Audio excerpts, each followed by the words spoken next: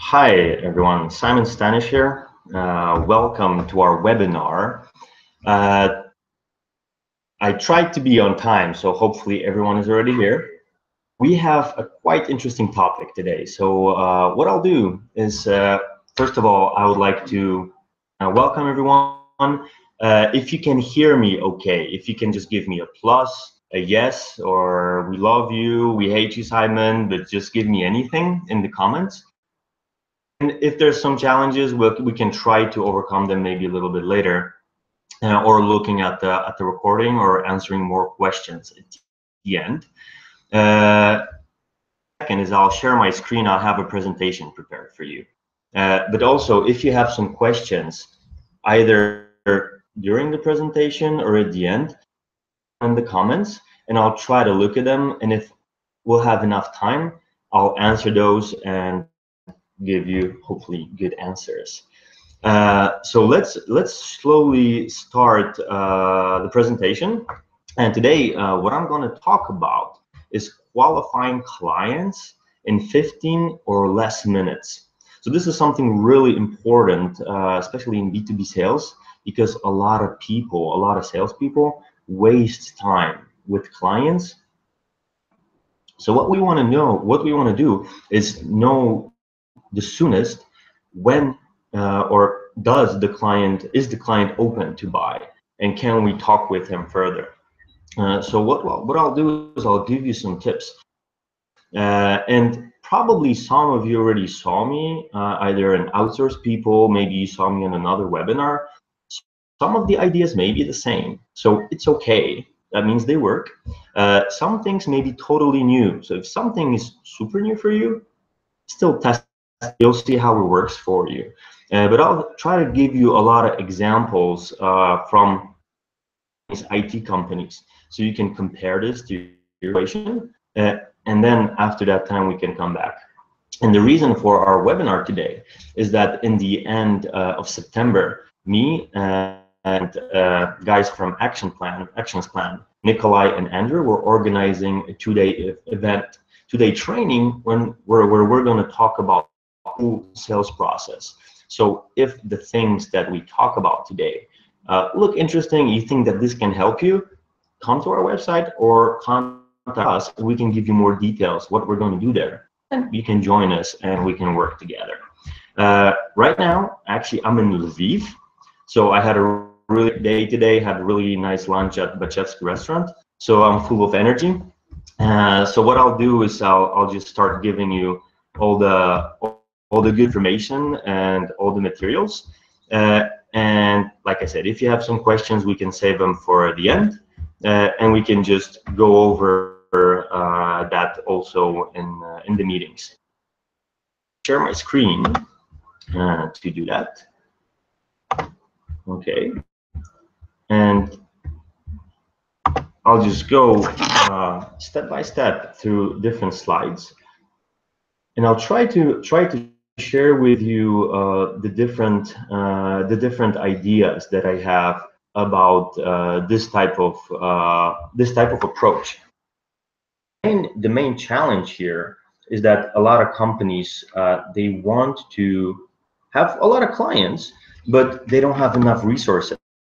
Right? You only have 24 hours during the day, so you can't meet everyone, and of course you cannot talk with all the different people 27, 30 times, right? So what you want to do is have a system how to qualify them fast, bring out information from them to see if you should invest time to these people or someone else. So how to do this? Well, basically, our main step is even looking from the other point. Maybe you're feeling a little bit lost sometimes because with clients and have no idea if they're open to buy or not, or you're just tired of this whole process because you did a lot of free pilots, but you got no contracts. You didn't have a lot of information from them. So what we want to do, work around that. You may be just confused because you have no idea why people buy and when they can become a good lead. And maybe sometimes the projects don't have real value, or you don't know when would they have real value for you. So what I want to do is give you some some ideas how to take back the control of your sales. And why am I talking about this? Well, I actually worked with many different companies. I worked everything from big corporations like here, Deutsche Telekom or Cisco, but I also had clients from like even one-person startups. But the whole story starts actually when I was back in the days when I was working with some of my friends in US. On the picture, this is Olivia, our partner. But what we did is we were actually selling books door to door. What you heard. Well, I was actually selling educational books to families with kids in US. So a lot of times I laughed that I was basically a human version of email spam. But the company that I worked for was really, really professional. It was actually a publishing firm that is based in Nashville, Tennessee. But right now, they're actually over 150 years on the market. So they have the longest running direct sales. But what we had to do as salespeople is when we were coming to people's houses, we actually had to see 30 people a day. We had to have 30 physical presentations a day to sell our books. And we had to do it physically. So we had to come from house to house. So imagine having 30 meetings a day, a lot of time with them. We didn't have that time. So we had to close up all these meetings in about 15 minutes. And in those 15 minutes, we had to qualify if those people wanted to buy those books or not. Picture, they weren't like easy magazines or easy books to sell, because these books run anything from $600 to almost $2,000. So we had to be really good with selling, also not creating pressure if people are open to buy, because if they're not, we had to go to someone else and not to waste time with them. So what happened later is we actually took that knowledge and brought it to Europe, to our companies. And with this, we started our consulting business, teaching other people how to do this. And basically, what I want to do is share this knowledge based on the US experience, but also based on what we're doing right now. So right now, with all these other companies like Deutsche Telekom, where we're coaching their startups or internal projects, or some things like Pay, that's the Polish PayPal, or some of the software houses that we work with. We have clients, software houses that are like 5-10 developers, but we also have clients that have 500 developers, and we still do the same process because it's always people buying. We teach those groups how to qualify your client and only spend time with buyers. So if someone is open to buy, you can negotiate with them longer, but at least you know they're going to buy. So what is the plan for today?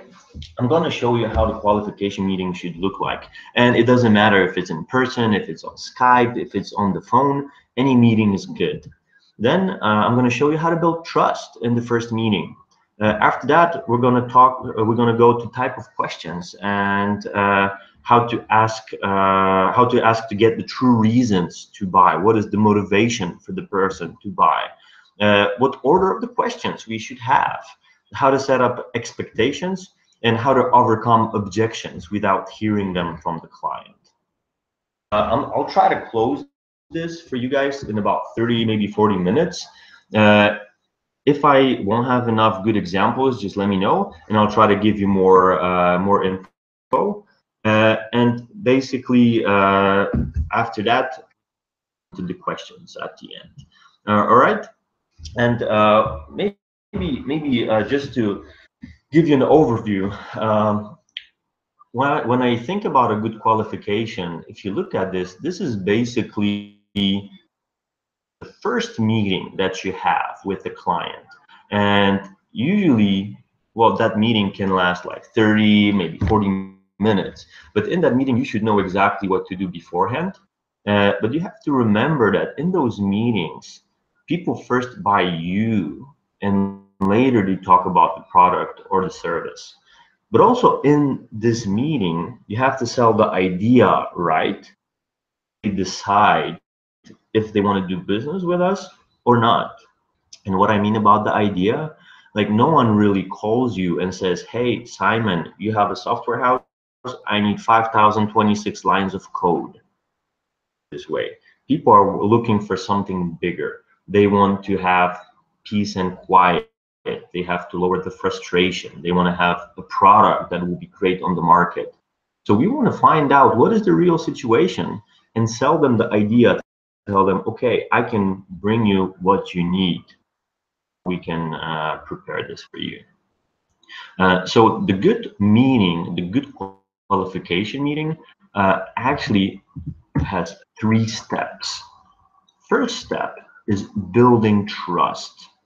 So what we want to do is, even in those 15 minutes, find ways how to get those people to trust us more, even if this is the first meeting, even if this is the first time they saw us. Well, people won't buy from us if they don't trust us. Sometimes people may buy, they don't like us, but trust is really important to show and to build, even on a minimal level. Of course, when you already have a project with the client, if you're already working on a longer cooperation, you'll have longer trust, but that's a different type of trust. Then what we want to do is we want to find the need, either logical, but definitely we want to also, additionally to that, find the emotional need, or how I call this, the emotional motivator. So people, a lot of times, they have different logical needs, but they have motivators, they have emotions that drive them to change this status, to change this problem, to work around this logical need. So we need to know what is their situation, what is their challenge, so we can and sell the idea and prove to them that we can do this. And also, in these qualification meetings, what I do is I cover objections, potential objections. So I don't want to have objections at the end, especially the ones that I could have covered earlier. Different ways how to cover that. So starting from the very beginning, building trust. Well, it's definitely not easy if we're thinking about a 15 or 20-minute meeting, best friend relationship. But in business, it's important to have this business trust. And we cannot have it just by telling them, hey, you can trust me, I'm a good person. We need to prove this to those people. And how to do this is, well, also, again, a couple points. First point, organized and setting up good expectations to the meetings. And how I prove this is by sharing the agenda in the beginning of the meeting. And this might sound a little bit funny, but in reality, you probably had situations when basically in the middle of the meeting, in the middle of your sentence, just told you, okay, but how much is this? Or how do you work? Show me your product. Even though you were asking them questions about their situation, about their company. Well, this is the situation where you didn't set up the agenda, what's going on. They didn't feel that this is organized and they wanted to take over the control. So what you want to do is you want to tell them how the meeting is going to run. Tell them the 3 points. What you can say is like, okay, well, what I'm going to do in this meeting today is I can show you, I will show you our solution, our product, our services, our case studies in a few minutes. But what I want to do before that, time on finding out your situation, asking some questions about your projects, so I can understand this better. And if I do, then I can show you all studies that really matter for you. This way we show them that basically we don't want to show them any templates, or we don't want to spam them with too much information. We can give them the right information for them at the right time. Then during the agenda, what we want to do is connect with different names or knowledge of the area, company, or industry. What do I mean here? Well, names. By names, I actually mean names of your clients, names of either the CEO or the people that you work with, or even just the names of the companies. Because it's just like when you, for example, go in the train and let's say I'm taking the train from Lviv to Krakow, and it's raining outside and I don't have internet access, and I just meet someone. There's one person in the train, and I start talking with them. A few sentences, I find out that actually they are, let's say, from Kharkiv or Ternopil. Let's say they're from Ternopil, and since actually I have a friend from Ternopil, I started asking them, oh, okay, maybe you know Roman, because I know Roman from there, and maybe you went to school with him, or you did. Just like this, in a few seconds, from total strangers, we're actually quite good friends because we have some connections. So this is the same, like when we meet new people, usually we ask them, oh, so which school did you go to? Who do you know? Do you know this company or that company, this person, that person? Of course, we don't have to ask the client, do you know this guy or that guy? We need to do our research. We tell them, hey, working with many different companies, you're probably familiar with this company and this company and this company. Well, because you're on the same market. That proves to them that they're not the first one, that they're in good hands. Then, if you don't have names, if you don't have clients already on, what you can do is you can learn a little bit more about the area, about the company or industry. Basically, situation where I was when I actually, before I had my marketing agency, and we built a product for real estate agencies, so agencies that sell houses and apartments, and we didn't have any clients that we could. So what I did is basically analyzed the situation on the market, and in the meetings I started talking about the changes, about the challenges. So, and I mentioned that I'm new in the market, but I saw that there's this and this and this change in the market. What they feel about it. So that showed to them, proved to them that I'm professional and I know what I'm doing. So basically, this is the connection that I met. After this, again, you wanna connect and see that there is. You want to have people say, okay, yeah, that's right, I know them or I'm familiar with them. We proceed to the next step. And this is quite important because a lot of people don't look into this. They think it's fine, but it's really challenging. What I mean actually here is buying atmosphere, and I'll tell you what it is, because it's not setting up candles and putting good music. Yeah, it would be nice, but yeah, it's not that point. Is give the client a clear signal that it's okay for him to say no. So instead of just assuming that they will be honest with you in the very beginning, so tell them, okay, Tom, what I'll do is I'll show you this and this and this and that. And first I'll ask you some questions, of course, about your company. And in the end, if you like these ideas, tell me about it. I'll show you how we can work together, how we can order our product. But on the other hand, if you don't like it, because I don't want to waste your time and my time. So basically, this sets up this gentleman's agreement that we're going to talk right now for about 15 minutes, and at the end, we're going to take the decision for the next step. Yes or a no answer, and we want them to be honest. And this is really cool because a lot of times those people, they're a little bit afraid to tell us no.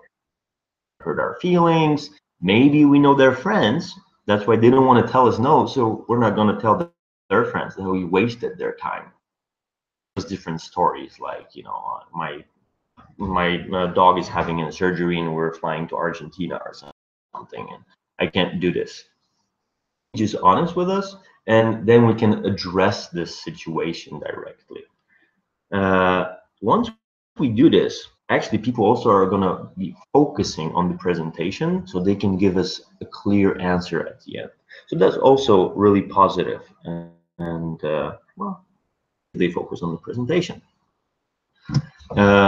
And two other points, they're not crucial, but I like to add them, especially here in Central and Eastern Europe. Especially when you're talking with US clients or English, use their first name, because we're used to not using their name. We just go by you or sir, which is not super user friendly. Do is learn their name, maybe write it down when you talk with them, and address it. So if someone's name is Tom, you say, hey Tom, what do you think about this? Hey Tom, how do you feel like that?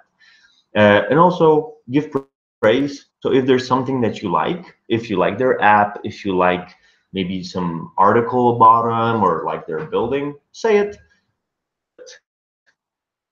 Don't say it. So that's why these points are not like super crucial. And this literally takes 2 minutes or even less. So we don't have to spend 15 minutes talking about the weather, how great we are. No, we just share the agenda for good names that are from the same industry, from the same market, maybe they're friends. Check on LinkedIn, who do they know? Maybe they know your clients. And basically based on this, we go to the next step. Build the buying atmosphere, use the name in the middle, and then we proceed to the core thing, which is finding the need. And also this is quite challenging, because a lot of people, even if they do the first step right, they approach this a little bit too direct. We had a situation, maybe yourself, when you sat down with the salesperson and he asked you directly, okay, Simon, so what is your problem? If someone asks you this, and especially if you approach a client on a cold call, right? Or you cold approach him, he didn't come to you, but you came to him, and you asked him this, well, that means you're not prepared. That means basically you need to do your homework. So what we want to do is we want to be less direct. We want to give more or ask more information first, so people are prepared. And our main goal is to find a dissatisfaction point or an emotional motivator. Second, what I mean here. And also in this stage, the more people talk, the closer to the sale we are. So we don't want to have a situation when you're talking 80% of the time, they're not going to buy. They should be talking. We should be just asking questions, and based on these questions, we're going to have answers that are going to lead us to the real emotional motivator and to the sale. How to do this? Like what type of questions should I ask? What should be the order? Well, here you go. This is the situation. Basically, we want to ask the questions from general, and you can also do this. This is a good tip for people that go to different trade shows or conferences. When you talk with other potential clients, just in the corridor, maybe in the line for the beer, you can use the same questions to qualify those people even in 2 minutes. But of course, it's not as effective as in a full meeting. Look at it this way. Basically, what we want to do is start off with something general and public. So I cannot ask just directly, okay, so what is your problem? Do you want to do this? Would you want to buy, software development services? Because that's so direct that most of the time people will feel pressure and they will just tell you no. So we want to give them something human that they can start talking about. So one good general public question that I ask is basically location of the company. because this is something that you can prepare in advance. You can go on their website, on their LinkedIn, and you can see, for example, that they have 2 or 3 offices. Say that you've been on the site, and you can tell that. That's the first question. Hey, I've been on your site, and I saw that you have 3 locations, 3 different offices. Is that all the offices, or you still have others? This is simple. They can answer this because you can actually Google this. Maybe if they also have like an outsourced office, or maybe they have some remote people, but we can start talking about it. And it's easy for them to answer. So you basically start preparing those guys or coaching them to answer your questions. Once they start talking about it, we go a little bit deeper, still general, but more specific. Maybe it could be less public. We can, for example, ask, oh, really? So you have 3 locations. Uh, where do the developers work, or how is it divided? Is in all the different locations, or just in few? And again, it's kind of general, and it's a little bit public. So these people, or you as a salesperson, you can probably find this on LinkedIn just by filtering all the employees. You will see where they located. Talk about it, and it makes sense actually. In the regular approach, you see that these topics fit together. Already tell you the answers. You want to start the topic of the problem. So you don't want to ask directly, okay, do you have problem with developers or development? And it's not the way to ask. So we want to start the topic. So I know that probably when we talk about developers, there's some projects on the table, or maybe there's some tasks. So then I can ask, oh, so these developers that you said you have in the second and the third office, projects, or what type of tasks are they working on right now? And this is a good moment to ask this, because they told you a little bit public information. They got used to talking, and they give you a logical answer, which is quite specific. They give you their projects, their actual projects, the current tasks that they have. And at this point, they will share some information around this. So once they go through these projects and tasks, you can either choose 1 or 2, or we can even ask a general question. First stage, you actually ask a question about the logical needs connected to a potential problem. Asking, okay, so what is the problem with these tasks? Because that's too direct. And of course, if they don't have a problem, they would say, well, there's no problem, thank you. Ask something like a priority question. We want to ask them to put a priority on the different challenges. So I would ask, what is the biggest challenge in all these different tasks? Or, well, actually, that's my favorite. In all of this work that you're doing, in these tasks or projects, what takes the most energy and time? Right? So I know they have some challenges. Maybe not, we don't want to call them big problems, but they have some challenges, bigger or smaller, to show me the one on the top. And I don't know if it's like super strong or maybe super weak, but it's on the top. So I want to know about this. They share this. This is a time when sometimes even the clients approach you and they give you some information. And basically, they told me they need developers for iOS. We have the best iOS developers. So we're just going to start talking about it and showing everything. But you don't know why they need those developers or why they didn't find them.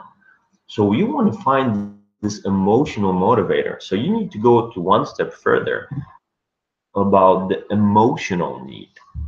And my emotional need is, I want to understand, what is the situation with this challenge? If they told me that the biggest challenge, or the thing that takes the most energy, is recruiting new senior developer for iOS, and how does this influence their everyday work?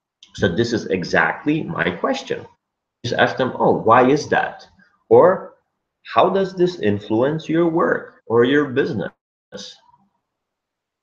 They will give me the reason why they're going to buy.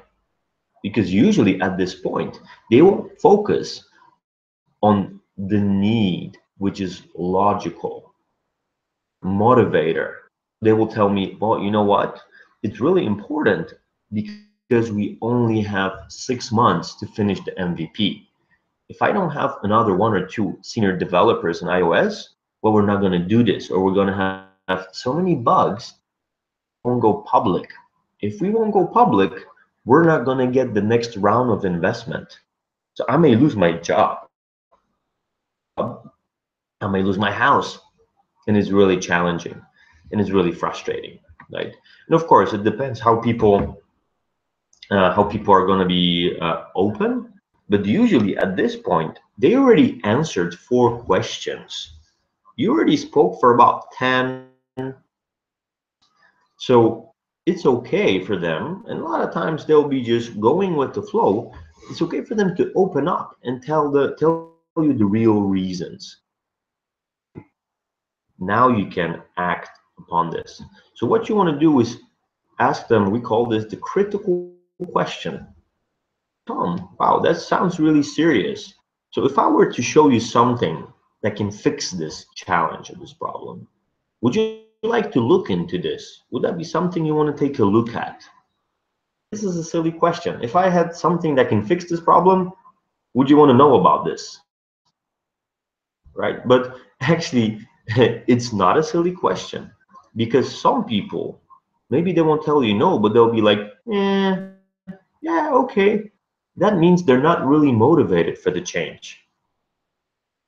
You have 2 clients and one of them tells you, yeah, well, maybe, yeah, sure.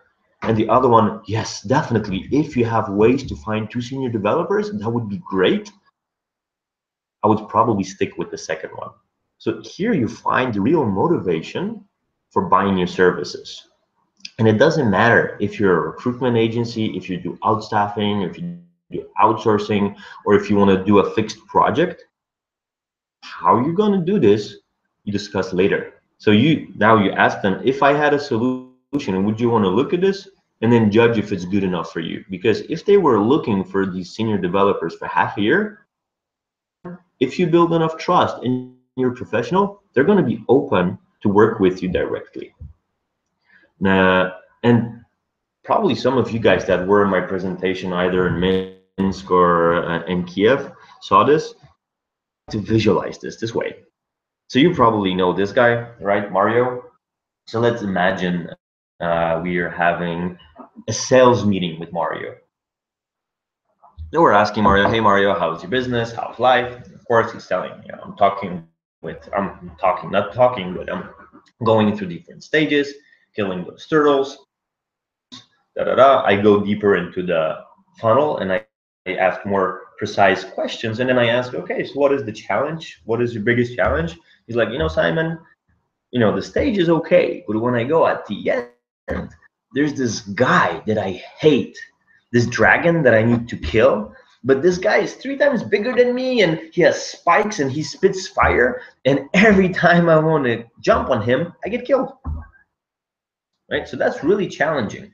So this is the situation where the client is telling me he needs senior developers. The people at this point, when they hear this challenge, they would be, oh, great. You think he needs a senior developer? He needs something to kill the dragon? Let me show you the flower. And you start talking about the flower. Mario doesn't really care about this. Because, well, if I ask him, if I'm a really experienced salesperson, I would ask him, Mario, why would you want to kill the dragon? And he'll tell you, well, Simon, I wanna rescue the princess. I don't care really if he kills the dragon or not. If he can rescue the princess somehow. And he doesn't care if the way to get there is to eat the flower, eat a banana, a cheeseburger, or if he has a cheat code, he wants to get to the princess. So that's the motivator, the emotional motivator for him. What is the real motivator for your client? client is the driver for him to change this situation, to kill the dragon, because dragon is just the logical problem, right? So in our previous example, I would say the dragon is finding a developer. Mean that developer has to sit in that office. They need to have the code ready, and the code needs to be good. And maybe by having a developer in the office, they may think that they have more control over that development. So what you have to do is learn about it. I do this way, and then maybe show them an alternative where they don't have to have this developer in their office. Maybe they can have a developer here in Europe, and maybe you can give them better communication. You can give them better expertise. The princess, which is having the developer being safe, having lower frustration, not having stress with, well, not finding this guy, and this pressure with losing the project. Makes sense for you? So like if I were to do some homework from this, think about your clients, think about the best clients that you have right now, because probably some of them, they already mentioned you their princesses. And if you're thinking about potential clients, think about what would be their princesses. Talent, is it saving time? Is it spending time with family? Because the princess doesn't have to be connected with work. A lot of times the drivers are really personal. Want to be proud of something. That's really important for example, CEOs of startups like A, B round. They don't have a lot of pressure.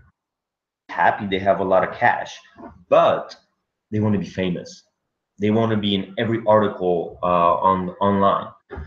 So you need to show them how you can get them there by developing a great app for them, something that other people can talk about. So think about it. And basically, once people share the princess question, because only with this you can be certain that need is true.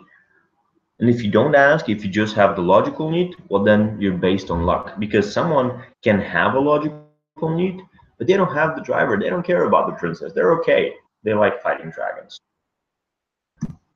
And then once I have this, once I cover the critical question, I want to do one last step before going into talking about the specification and potential work. Do is cover objections, or sometimes how I call this, set up expectations, because it doesn't have to be directly with potential objections. But what happens here is this is some sort of a psychological game. Whoever talks about a potential objection or a situation first wins. So just to give you an example, a lot of companies that I talk to, they get these objections. But after a few meetings, the clients tell them, okay, well, your offer was really great, but we found out that we have this new policy that we cannot outsource to negotiate, right? So this would be the most common objection, point number one.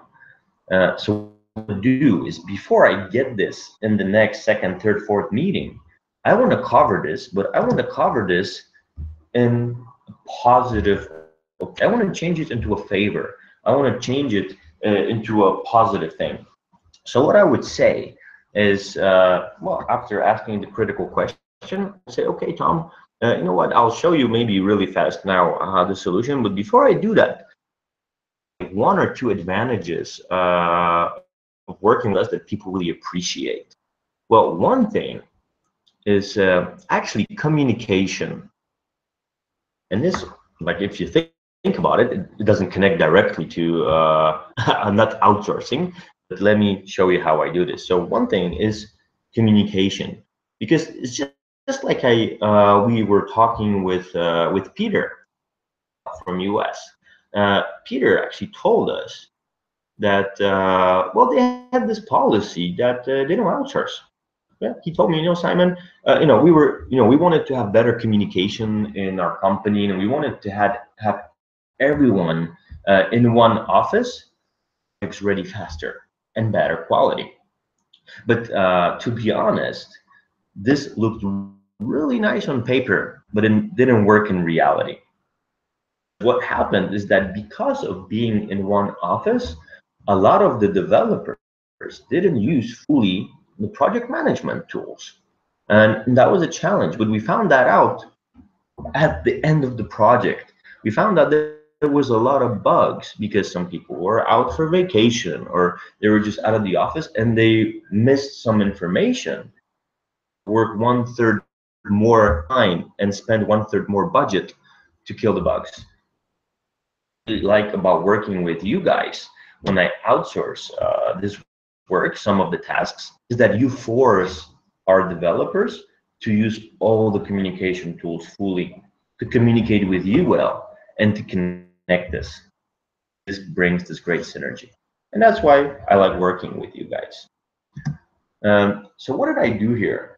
Well, basically what I did is I took up the objection and I know I addressed it, but I didn't say it was my opinion.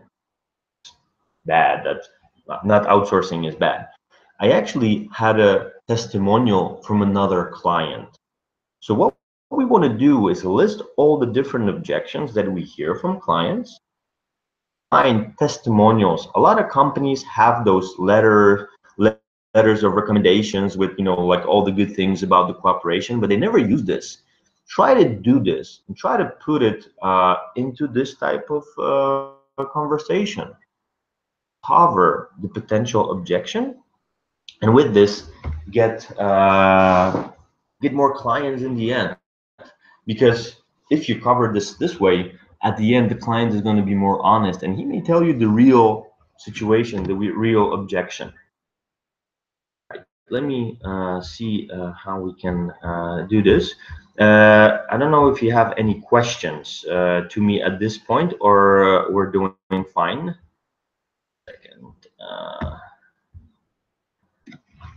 I didn't look at YouTube, and I'm guessing we're quite okay. So if we don't have any questions at this point, what I want to do is to summarize this really fast.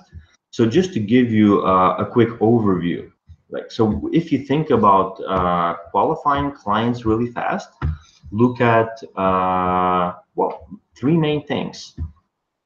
How to build trust in the very beginning so people can open. To build trust, you need to first of all share the agenda and have a plan. So tell them what you're going to do and how you can do this, how you're going to communicate with them. Go to their needs and ask good questions. But remember about this funnel, we want to go from general to specific, general public, emotional questions. With this, you'll have basically an overview of what's going on with the client, but most of all, you're going to practice approach the client to answer your questions. So in the end, he'll give you the real information that you want. He's going to buy. And then once you do this, ask the critical question. Ask them, if I had something to show you that would fix this situation, would you want to look into this? Not would you want to buy this, because that's too direct. Just ask them, would you want to look into this? Of course, then you set up the next meeting, ask them for a specification, or you can just show them some ideas. How would you fix this? And also before that, objections. So if you get these objections, oh, we don't have the budget, or you're so far away, you have a different time zone, try to think about this, how this can work in your favor. So if there is a different time zone, great. Well, what people really like about working with us is this flexibility. It's just like when we were talking with John from US. He said, guys, what I really like is that you work from a different time zone, so you're really flexible. Like usually when I get the tasks from you, it's the day, so I can analyze them, or results, not the tasks. I can analyze them, I can test it, I can give you comments. I work and I go to sleep, you work. So I can get in my inbox all the results in the morning. That's why I like this flexibility, because you know, I can have comments in the afternoon and it's ready in the morning. I covered the objection again. So we want to think about how to cover your objections. And in the end, of course, then go to the presentation and show your solutions. All right, guys, if you have any questions, this is the time to throw it in. If you don't have questions, is share with you the information. It's actually going to be really fast and basic information on our meeting in Minsk. But basically, what we're doing is on the 22nd and 23rd of September, we're going to be doing a 2-day event. We're going to build these type of questions and ways to qualify the client, but we're going to build the full communication process. So everything from how to get leads, how to get emails for leads, how to get clients, how to email them, how to talk with them, how to talk with people on events, how to qualify them. Usually, even from email campaigns, we can get anything from like 15, 20, 30, 35% conversion. So we're going to show you ways and share templates on those emails. Then how we can build those questions, and show you more examples so it's prepared for you. And then going further, how to negotiate the price, how to show the offer, how to sign a contract, and how to make people come back to you. And basically, right now, of course, starting to work in Belarus. So what we wanted to do is give a special offer for the guys that are really motivated to their sales on the right path and start working on their results. So you can actually go to the website hsd.by/it or the site that you registered for the event. You'll have all the information on the event, but you will see that right now, just for 3 more days, we actually have a special price for this 2-day event for people that are going to buy right now. So instead of having 400 rubles, 2 days just for 300. So you're going to get all the information, all the materials, all the templates, 25% cheaper than other other people. I have sometime one-on-one with me and Eric, and we're going to be hosting the all 2 days with you. And like I said, if you have any questions regarding this event or maybe today's session, actually, usually, like I say to people, I'm quite open to give some time to our users. So add me to LinkedIn, come over and talk with me. I always have 15 minutes for a Skype call. And basically, I can give you some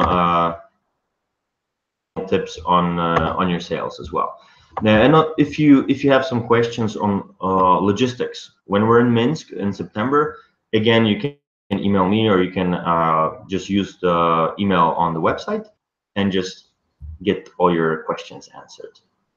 Cool, guys. Okay, so if we have no questions at this point, thank you for your time.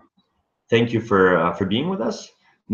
And just check out our website, come to LinkedIn, add me to LinkedIn, send any information you have. I'll try to find 15 minutes for every one of you. Cool. Thanks. Have a good evening and see you in Minsk. Bye.